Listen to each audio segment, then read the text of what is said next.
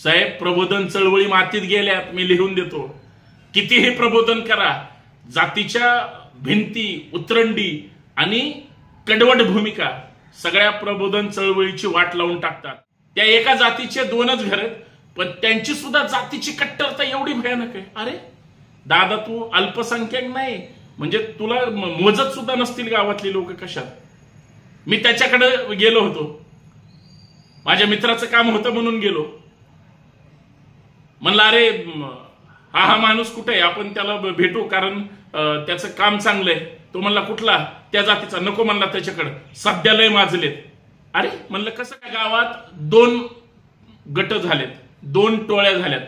एकाला शासनाकडून मिळतं, योजना मिळतात किंवा जो लाभधारक आहे आरक्षणापासून प्रत्येक गोष्टी, आणि दुसरे ज्यांना काहीच मिळत नाही पण त्यांना पाहिजे अशी.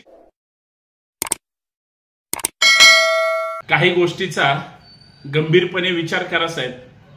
सरकारने खरं तर हा आरक्षणाचा जो काही वाद आहे, आरक्षण देण्याची जी प्रक्रिया आहे, एकदा कायमस्वरूपी मिटवली पाहिजे. प्रचंड नुकसान होतंय गावगाड्यामध्ये, प्रचंड नुकसान होतंय जाती जातीमध्ये विद्वेषामुळे.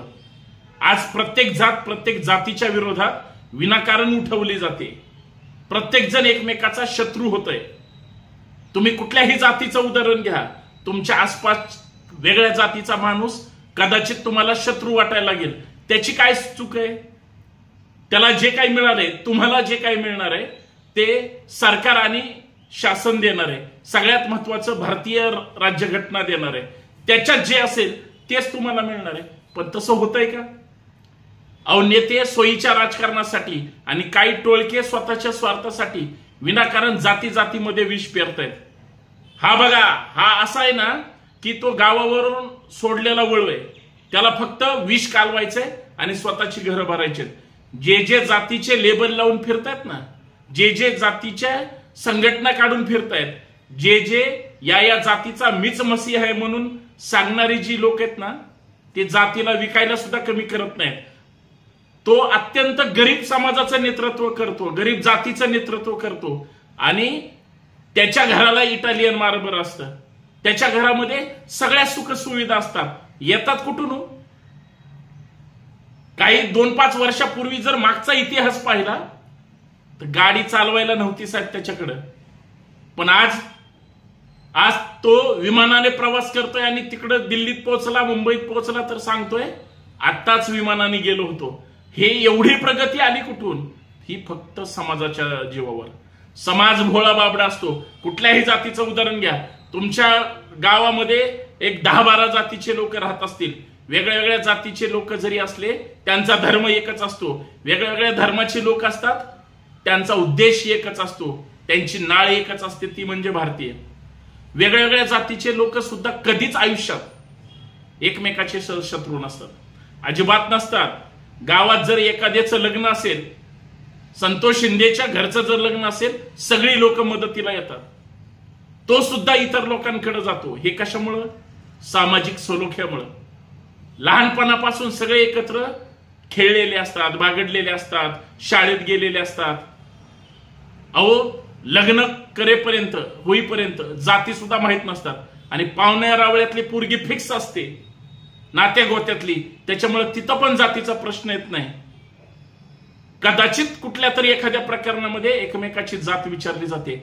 आज तसं आहे का. साधं मी काही दिवसापूर्वी मागं पण उदाहरण दिलं होतं. आता तर इतकं भयानक आहे की कल्पनाशक्तीच्या बाहेर. आणि इतकं वाईट वाटतं की जाती इतक्या, म्हणजे घरात 2च माणसं आहेत आणि 2च घर आहेत. त्या दोन्ही घरात मिळून लय झालं 4-5 माणसं आहेत. त्या एका जातीचे 2च घर आहेत, पण त्यांची सुद्धा जातीची कट्टरता एवढी भयानक आहे. अरे दादा, तू अल्पसंख्याक नाही म्हणजे तुला मोजत सुद्धा नसतील गावातली लोक कशात. मी त्याच्याकडे गेलो होतो, माझ्या मित्राचं काम होतं म्हणून गेलो. म्हणलं अरे हा माणूस कुठे आहे, आपण त्याला भेटू, कारण त्याचं काम चांगलंय. तो म्हणला कुठला, त्या जातीचा. नको म्हणला त्याच्याकडे, सध्या लय माजलेत. अरे म्हणलं कसं काय. नाही म्हणला ते म्हणजे स्वतःला फार शान समजत. अरे म्हणलं त्याच्या गावात लय झालं एक 100-200 मतदान असेल किंवा कशाच्या जीवावर? नाही म्हणला त्याला वरून पैसा येतो. म्हणला अरे वरून कुठून पैसा येतो? नाही म्हणला वरून पैसा येतो त्याला, त्याच्यामुळं त्याचं सगळं वेगळंच आहे म्हटलं. मी म्हणलं असं काय करतोय तो? बरं तो शेतकरी आंदोलनात असतो, तो वेगळ्या वेगळ्या चळवळीच्या आंदोलनात असतो, असं काय करतो की जो त्याला वरून पैसा येतो? तो फक्त राष्ट्रीय स्तरावर काही जाती छोट्या छोट्या असतात आणि सगळे एकत्र मिळून एकमेकांना मदत करणारी लोक असतात. जसं गुजराती, मारवाडी किंवा राजस्थानी कुठून पण येऊ द्या, पण महाराष्ट्राच्या कानाकोपऱ्यात विस्तारलेले आहेत. एक माणूस जर खाली असेल तर त्याला लगेच बाकीचे व्यापारी पैसे गोळा करून त्याला मदत करतात. अरे म्हणलं तुम्ही आम्ही तर इथले भूमिपुत्र आहे, तुम्ही असं बोलायला कसं काय पाहिजे? बर जर इथंच एखादा म्हणजे हिंदुत्ववादी विचारसरणीचा आला तर तो त्याला जातीच्या नजरेतून बघतो काय हिंदू म्हणून बघतो? तो म्हणला हिंदुत्व तुमचं शहराला किंवा निवडणुकीच्या काळात इथं कट्टर जातीचे शत्रू आहेत. जो स्वतःला हिंदुत्ववादी किंवा एखादा पुरोगामी असू द्या, तो अजिबात जाती काही वगैरे मानत नाही, पण त्याचं गावगाड्यातलं शत्रुत्व सुद्धा जातीवरच अवलंबून असतं. मी म्हणलं हे असं का होतंय? ते म्हणला आमच्या गावात 2 गट झालेत, 2 टोळ्या झाल्यात. एकाला शासनाकडून मिळतं, योजना मिळतात किंवा जो लाभधारक आहे आरक्षणापासून प्रत्येक गोष्टी, आणि दुसरे ज्यांना काहीच मिळत नाही पण त्यांना पाहिजे. अशी काय? म्हणलं तसं तर 70% सगळ्यांनाच मिळतं. असं काय तू सांगतोय?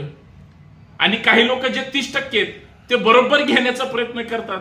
त्याच्यामुळे 100% कुठलाही भारतीय नागरिक असू द्या त्याला शासनाचे किंवा इतर गोष्टीचे लाभ होतातच. तो म्हणला असं काही नाही. त्याच्या डोक्यामध्ये एवढं ठासून भरलं होतं की ही सगळी माणसं शत्रू आहेत आणि तूच एकटा शान आहे किंवा मीच एकटा एवढा शान आहे की बाकीचे सगळे नालायक आहे. साहेब इतकं वाईट गोष्ट आहे, इतकं वाईट चाललंय सध्या, आणि सध्या आरक्षणाचे आंदोलन सुरू आहे. मराठवाड्यात जा तुम्ही. हे मी मराठवाडा आणि पश्चिम महाराष्ट्राच्या बाउंड्रीवरचं उदाहरण दिलं. जरा मराठवाड्यातल्या लोकांना जर फोन केले ना तर आता जातीवर बोलायला लागलेत, आता टोकाचं बोलायला लागलेत, आता राजकीय शत्रू वैयक्तिक शत्रुत्व घेऊन फिरतायत. प्रत्येक वेगळ्या वेगळ्या पक्षामध्ये वेगवेगळ्या जातीचे किंवा प्रवर्गाचे ऑलरेडी सेल केलेलेच आहेत, ते सुद्धा आता बळकट झालेत.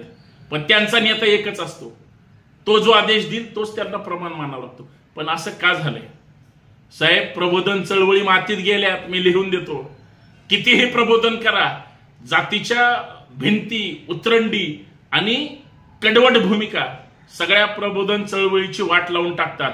आणि धर्माधर्मात, जाती जाती जी काही विष कालवलं जातंय ते अजून त्याच्यापेक्षा भयानक झालंय.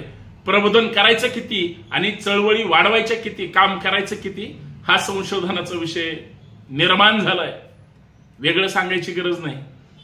आणि हे जर असं चालत राहिलं तर टोकदार त्या शत्रुत्वाच्या भिंती माणसात राहणार नाही. म्हणून कुणीतरी पुढाकार घेतला पाहिजे, कुणीतरी पुढे आलं पाहिजे. आणि आपल्याकडे कायदा सुव्यवस्था आहे, आपल्याकडं म्हणजे परिवर्तनाची वाटचाल आहे, पुरोगामी महाराष्ट्र बनतो.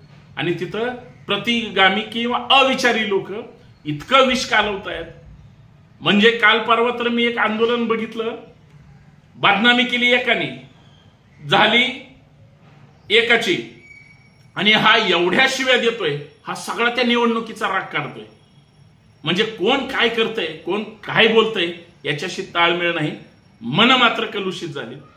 त्याच्यामुळं सरकार म्हणून किंवा प्रशासन म्हणून एकदा हा जाती जातीतला वाद, आरक्षणाचा वाद किंवा अजून कुठला वाद एकदा मिटवा, एकदा देऊन टाका जे काय आहे ते. पण ते घटनात्मक चौकटीत द्या.